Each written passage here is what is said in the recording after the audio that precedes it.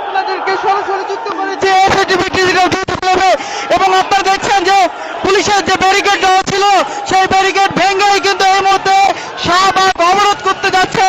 আন্দোলনরত শিক্ষকরা। আমরা কিন্তু সরাসরি যুক্ত করেছি আপনাদেরকে এসএটিভি ডিজিটাল ফেসবুক লাইভে এবং একটু জানিয়ে রাখি হাজার হাজার শিক্ষক যারা কিন্তু এমপিওভুক্ত শিক্ষা প্রতিষ্ঠানের শিক্ষক তারা কিন্তু মূলত জাতীয়করণ দাবি এবং একই সঙ্গে বাড়ি ভাড়া 20% এবং 1500 টাকা চিকিৎসা ভাতার দাবিতে